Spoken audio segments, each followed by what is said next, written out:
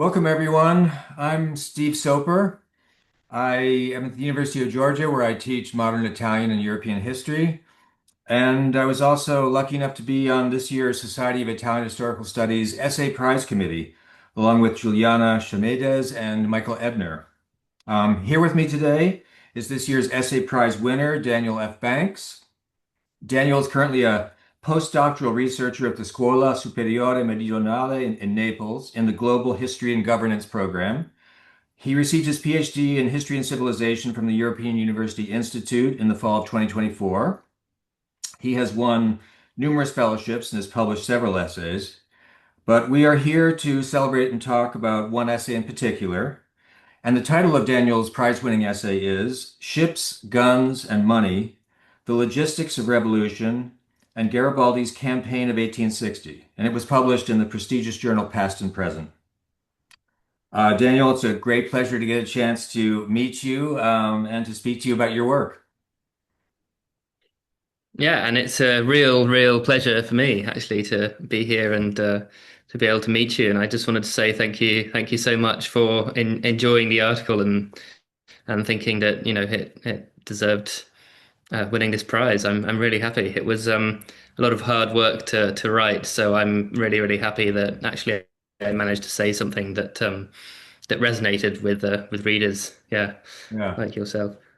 I have to say, we're already flattering you by naming you the prize winner, but I can also just add a couple of things, which is the whole committee, just all three of us just were so impressed with your essay, and also I just want to say maybe this is characteristic of past and present articles, but Hmm. it's like so much information, so efficiently communicated, so really just compliments on your work. Yeah, thank you. Thank you. I Yeah. mean, it was a collective process, as articles always are in a certain sense. Lots of different eyes and suggestions telling me where to add extra snippets of information or kind of how to organize them better. But I'm really glad that yeah, we got a good final product Yeah. out of it. Yeah. You and your team did very well. Yeah. So listen, Daniel, I have basically a few questions for you about your essay, just hoping to share with any viewers and listeners we have, just who might hopefully become intrigued enough to look up your essay and read it from start to finish as we did and enjoy it. Um, so my first question, kind of referring back to the subtitle of your essay, which is The Logistics of Revolution. If we can, I'd like to take the word of out of that phrase and speak about the logistics revolution of the mid 19th century. And here, listeners may be familiar with a logistics revolution that transformed trade in the late 20th century, namely the advent of container shipping, but might not be quite as familiar with an earlier logistics revolution in the mid 19th century. So I was wondering if you could just say a few words about this earlier period of dramatic economic and commercial change. Yeah, so I think I've always been kind of quite fascinated with how the ways in which you can move things kind of change the ways in which production happens and in which consumption happens, and also how this kind of affects things beyond transport and commerce itself. You know, how it can affect politics. And I think one of the things I was trying to do with the article was to kind of look at this notion of a logistics revolution and see how it could work if we kind of moved it back into the 19th century. And I mean, I think there's a lot of work now, and a lot of scholars agree that things changed quite dramatically in the way people and goods and information moved in the 19th century. I mean, obviously, the most famous example is the railroad, but I think the advent of steam shipping also played a really big role in this, and also the kind of expansion of networks of electric telegraphy were very important. And I mean, for the purpose of the article, I think these last two things are specifically important because, railroad building is very expensive and it takes a while for it to kind of develop across different parts of the European continent. But the thing about steam powered shipping is really that it kind of completely frees movement from this dependence on tide and wind, especially, and currents that had been so important for kind of the movement of um, goods, but also people throughout history, right? It makes it a lot easier to kind of have dependable schedules for shipment. It makes it very easy to establish kind of regular shipping lines connecting major cities, especially along the coast. And this is something that kind of starts earlier on in the 19th century, but it takes it a while to kind of really develop. And I think kind of by the 1850s and the 1860s, there is actually a much bigger kind of infrastructure of steam powered shipping than there was half a century earlier, or even about 20 years earlier, actually. So, I mean, I was interested in seeing kind of how the possibilities that um, steam powered shipping, especially, how these possibilities kind of influenced the way political actors could behave, and specifically in Italy, let's say. Yeah. Yeah, no, it really comes across very well in your essay. There's sort of a good timing for Italian nationalism to capitalize on some of these changes you're describing, and even some intrigue and excitement in your essay toward the end with telegraphic codes and what have you. So it's Hmm. really very an interesting theme in your essay. But let's turn to the full subtitle and the main subject of your essay, which is how a group of Italian radicals used a sophisticated logistics of revolution to assist Giuseppe Garibaldi's invasion of Sicily and southern Italy in the summer of 1860. And I may not need to say this to our audience, but Garibaldi's victories in Sicily are certainly the stuff of legend, and they're also the backdrop to Lampedusa's famous novel, The Leopard. Um, so maybe we're tempted to think we know everything we can possibly know about Garibaldi's invasion of Sicily, and yet you really demonstrate that so much was happening behind the scenes, especially in the northern city of Genoa, from which the Garibaldi and the Thousand first departed. And there behind the scenes, those efforts were making his victories possible. And so, this is really in partly an American historian speaking to a British historian. I say this or ask you this question, which I just kind of imagine that it's kind of daunting but really exciting to be yet another great British historian working on Garibaldi and the invasion of Sicily in 1860. So, was it challenging and or fun to sort of take on Garibaldi if that's how you feel?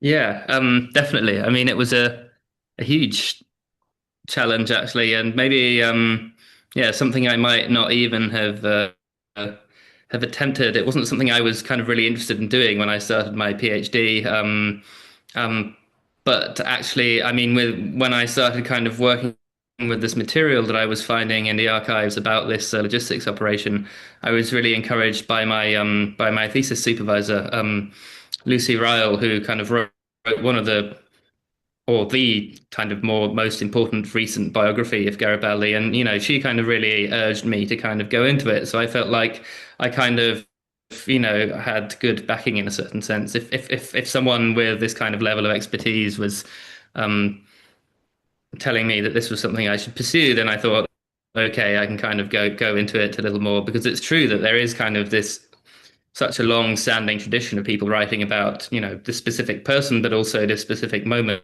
and this moment in the summer of 1860, with this kind of very romanticized, romantic campaign that ends up in the creation of this new Italian kingdom, right? And it's interesting when you kind of go back and read the classics. Actually, there's so much information in there that I still found kind of really useful and relevant.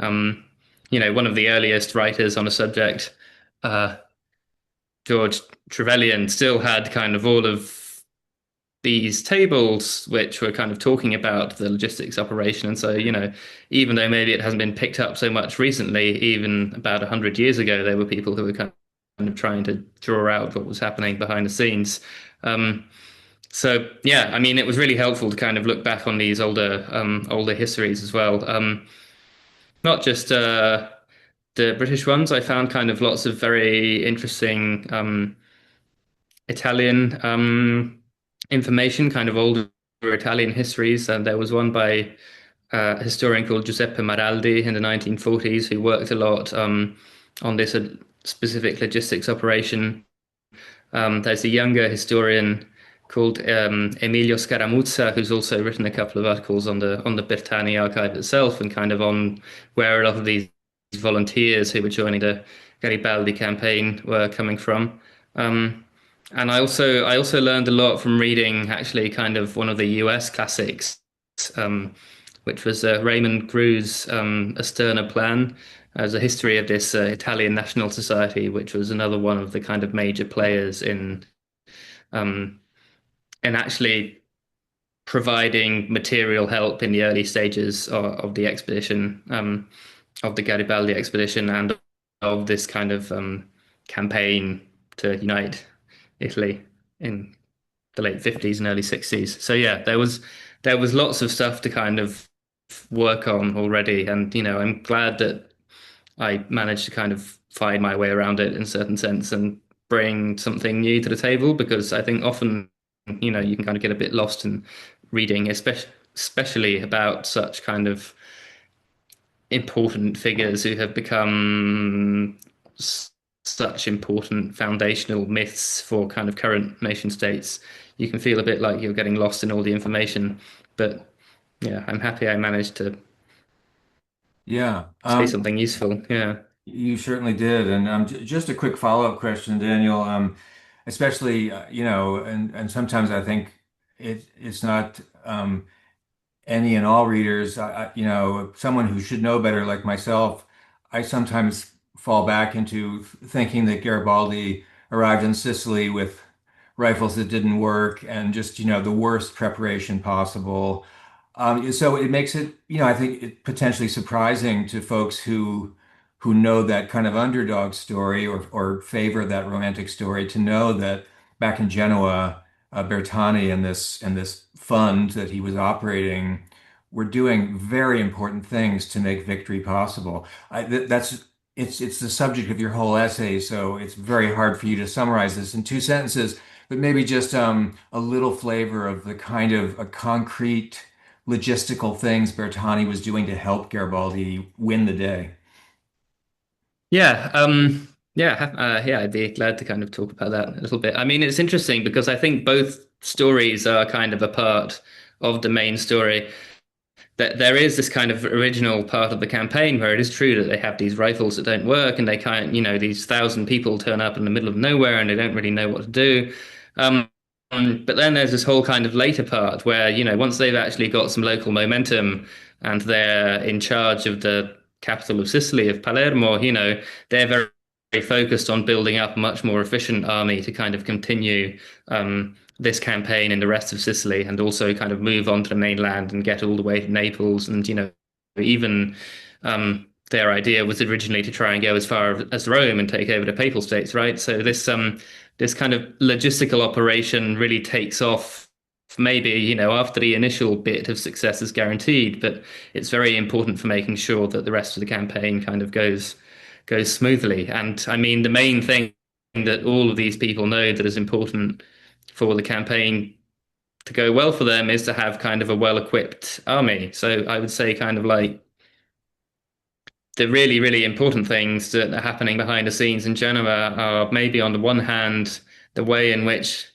they're coordinating all of these local committees that are kind of scattered all across kind of northern and central Italy, wherever there is a possibility for forming a local committee, a local recruitment committee kind of springs up and starts kind of organizing volunteers at a local level and already kind of giving them some level of equipment. So, the famous red shirt, that they would probably already have that before they left their hometown, thanks to a local committee that was coordinated from Genova. Um, so there are all these kind of local committees spread across different towns, villages, cities, that are very efficient at kind of getting people and getting them on the railroad to Genoa. And the other main thing is, I guess, weapons. And they were very good. These people who were in Genoa working on kind of backing the campaign at tapping into the connections they had through the city's business circles to get in touch with important international weapons dealers. Um, a lot of the weapons they bought in London. They also bought loads of weapons that were kind of decommissioned Prussian army weapons from a dealer in Mainz on the Rhine, who then shipped them to London. And they were able to do this through all of these different envoys that they had and people that they knew through the Geneva business circles. And also because they had support from maybe some local important banking families who could kind of, put up the security deposit or put up initial funds to make sure that these weapons dealers would sell weapons to them, that they would then maybe repay later once the campaign was over. Yeah. Yeah. You did well because, I mean, honestly, this is part of what's impressive about your essays. There are quite a few moving parts happening in Genoa and radiating out from Genoa all over the world. So that's great. Kind of a different kind of compliment to make, but one I mean very sincerely, which is just how well written your essay is. It really was a pleasure to read. So there are lots of good turns of phrase in your essay, but there's one that jumped out in particular to me as a favorite, which is in your essay you write that the Italian radicals who were assisting Garibaldi were, quote, hitchhiking on the roots of British power. And here you're referring to Britain's powerful maritime presence in the Mediterranean. So the topic is a very complicated one of geopolitics in the Mediterranean in the mid-19th century. And so that's yet another very big question or topic I'm throwing to you. But could you just briefly explain how Italian radicals negotiated these complicated great power politics in order to get ships with volunteers and supplies to where they needed to go? Yeah. So I think one of my main arguments, or one of the main things that I was also trying to say with this paper, is that for these people actually make a very conscious decision that moving across the sea is probably much easier for them if they want to achieve their goals of kind of sparking revolution and, starting a revolutionary army. It's much easier to move across the sea than it is to try to do that on land. And one of the reasons why it's much easier to do that on the sea is because of the way the sea is being policed at the time. Um, I mean, there are all these advances in steam travel, and it's much easier for ships to get where they need to be when they need to be. But I don't think like navies are this kind of omnipresent thing that they are in the present day. There's no such level of control over the sea as there can be over land in a certain sense. Land is a very territorialized space at the time. There are these kind of police forces, surveillance networks, people being careful at the borders, making sure there aren't any shady figures crossing from one state into another. And this is kind of much easier to avoid on the sea just because of the size that navies are at the time and how they move. So it's much easier to kind of get a ship from A to B, especially if it's a steam-powered ship where you can kind of decide the route in a certain sense, and avoid navy patrols that are enacted by the powers that you're trying to avoid if you're traveling on the sea. But the other thing about the sea is this thing you were saying about the way that the Mediterranean is a kind of very complicated geopolitical space at the time is that, because it's open in a certain sense, there are all of these power brokers from, different European powers acting in this space. Um, Even though this is a sea space that mainly connects, Piedmont, Sardinia, and southern Italy. There are British ships in this space. There are French ships in this space. There are Habsburg ships in this space. There are even US Navy ships in this space. And so I think another thing that these kind of radicals working in Genova know is that they can kind of play these different powers off against each other in a certain sense, or even take advantage of the types of protections that some of these powers offer them, in the name of free shipping. Um, so, I mean, the very famous example and the one that kind of always comes out in the stories, right, is that when Garibaldi and his 1,000 arrive in Sicily, they kind of quite consciously land there. One of their ships next to two British Navy ships that are in the port of Marsala, making it very hard for the uh, Neapolitan and Sicilian Navy to actually kind of attack them because they wouldn't want to attack the British Navy, basically. And they kind of take advantage of the more kind of laissez-faire attitude that British officials have towards them on a number of different occasions.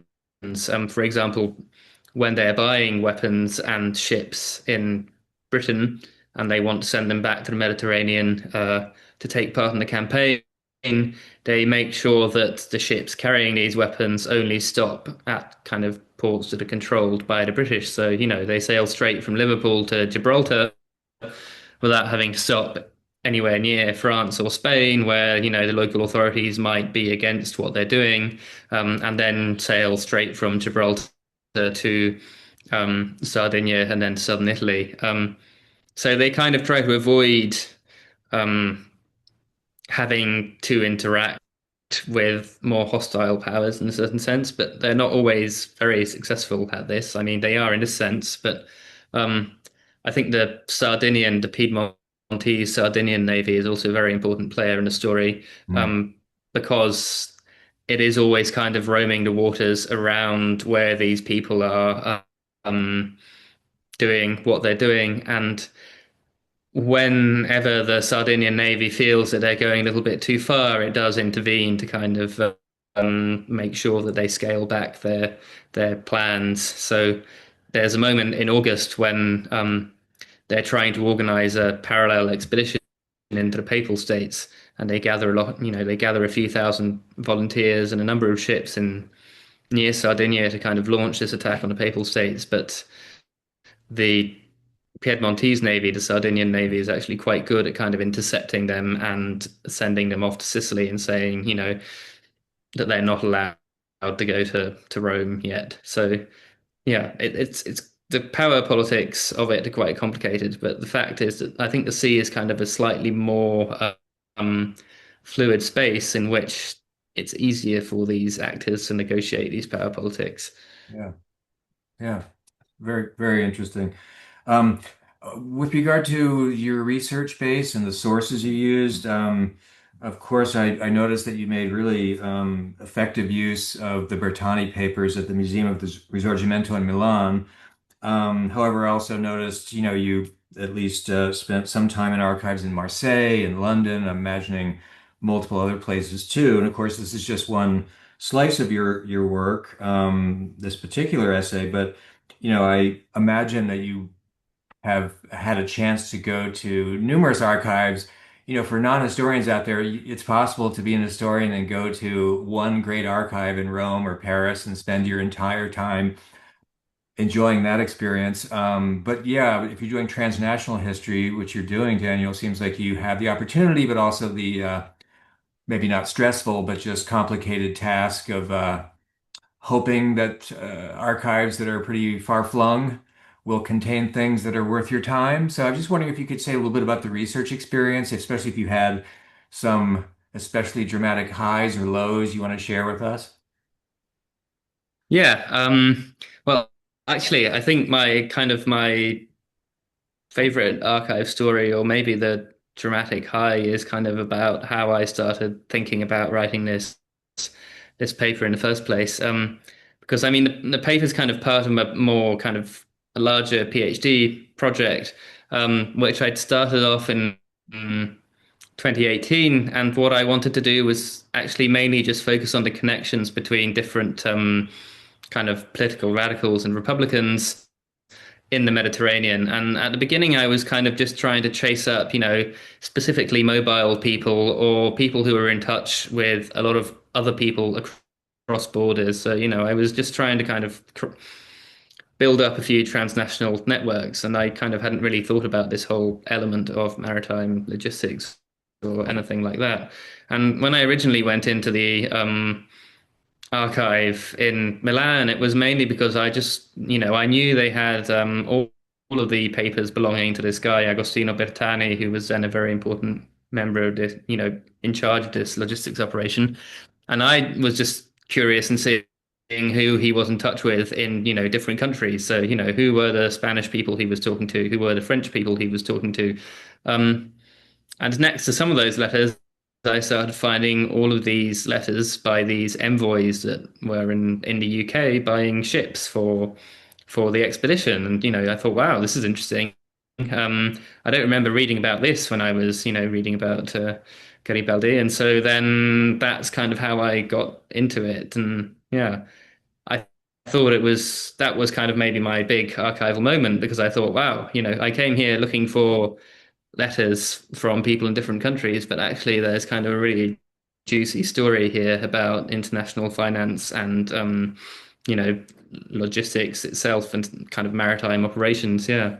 So Yeah. that was fun. Yeah. And then luckily, as I kind of went to other archives in different places to chase out different stories for my thesis, I also was able to find information that could kind of refer back to this particular case study. So, I was in Marseille to actually kind of work on uh, a revolutionary moment in Marseille at the end of the Second Empire, and I was looking through the police archive, and then I found all these letters that were related to a guy who in 1860 had collaborated with the logistics operation for the Garibaldi expedition. So that was fun. Also, when you go somewhere else to look for something different, but then actually find things that kind of relate you back to previous um, archival trips. Yeah. Sure. Yeah. Speaking of your larger dissertation, Daniel, and this, I'm sure we're running short of time, but this chapter is part of a larger project, and I'm not sure if the dates I saw it was maybe 1850 to 1875, so a broader chronological scope, and I'm sure broader scope in other respects too. So I don't know if there's anything you'd like to say just about the essence of your larger book project. Yeah, so yeah, I finished my thesis about a year ago, and now I'm kind of trying to get back to it and see how I can reshape the different parts of it into a book, maybe. And I'm still getting my head around it a little bit, but yeah, this particular essay was kind of a first attempt to kind of condense some of the arguments I'm trying to make more in general. And I think the main argument I'm trying to make is about how these people who were kind of politically radical or these Republicans, like Bertani and the people who were supporting Garibaldi, um, how they were able to actually quite successfully create these revolutionary moments by using the sea or helping these revolutionary moments by using the sea, kind of in the 25 years after the 1848 revolutions. So my main idea is that, there's um, everybody knows about the 1848 revolutions. These hugely famous case in which there is simultaneous revolutions everywhere across Europe. It all seems wonderful, and then it all ends very, very, very quickly. And then reaction takes over, and the 1850s are these kind of reactionary period, and then all of these kind of revolutionary energies in the 1860s get diverted into kind of more nationalist projects like the unification of Italy. And I was trying to kind of decenter maybe that narrative a little bit by also looking a bit further away from maybe the kind of central and northwestern parts of Europe that narrative focuses on, places like France and Germany, and kind of looking at Italy, but also southern France and Spain to kind of see what revolutionaries were actually doing in the 1850s and 60s and how they were kind of trying to organize. And so, yeah, I guess the Garibaldi expedition is kind of the star moment because it's where, they actually do organize an armed expedition and get what they want almost because they create this liberal kingdom of Italy, even if there was resistance towards that in northern Italy and these people's allies in Piedmont, Sardinia, and the rest of the book thesis project is kind of about following how these people end up in similar situations in other places around the Western Mediterranean as well. So one example would be in 1868 in Spain. There's also this coalition of Republicans and liberals who start a revolution from the sea. And they take over the port city of Cadiz in southwestern Spain, and then from there, kind of go on to set up this liberal monarchy, which lasts for about 4 or 5 years, and then is followed by a republic. So there again, I kind of try to go into how these people are using um, the sea as a way of promoting their revolutionary activity. Hmm. Um, yeah, and I have a couple of chapters also on how the sea is important in the transition from the Second Empire to the Third Republic in in France, and especially on how places like Marseille become this center of kind of this transnational movement of volunteers all coming to kind of fight for this new French Republic against the new German Empire. And so, a lot of the characters from the Garibaldi moment, or even from Spain, kind of turn up in Marseille in late 1870, kind of to support this other Republican project. So it's kind of a bit, I'm trying to kind of follow people around and see how they work together across borders to kind of promote their vision, and also to say, they're actually a lot more active, maybe more relevant in the 1850s and 60s than a lot of histories of the period have given them credit for. Yeah, I have to say, there is a sort of narrative whereby that's Mazzini's, continued struggles with attempted revolts leads to a kind of decline of the left. Mm, And of course, after unification, there's always this big theme of disillusionment, if not passive revolution in Italy. And so it is, I found it very interesting, your portrait of the left as so much more active, pragmatic, sophisticated in the 1850s, not entirely caught up with the ideological choice between, Mazzini or the Italian National Society. And I have to say, just, as the essay comes to an end, with 1860, I am curious when your book comes out to read where these leftist energies go, other than into just a pool of tears of disillusionment and discouragement about the Italian situation. So anyway, I'm now talking too long. This is your day, but it's been so interesting and fun to talk to you, Daniel. And again, I've said it a couple of times, but just hearty congratulations from behalf of the whole committee and Society of Italian Historical Studies for your really excellent essay. yeah, thank you so much, Steve. I mean, it's been a real pleasure for me to talk as well. And again, I'm just so happy that you and the rest of the committee enjoyed the article. And yeah, I hope our listeners will and viewers will want to read it as well in the Sure. future. Yeah, Yeah, and good thank luck you, on producing that book. We all will be happy to read that too when it comes out. thank you. Yeah, All right, yeah, Daniel. I'm working on it. Yeah, Yes, I'm sure you are. Aren't we all? Yeah. Thank you, yeah, Daniel, and have a great day, and hope to see you soon. yeah. Likewise, thank you.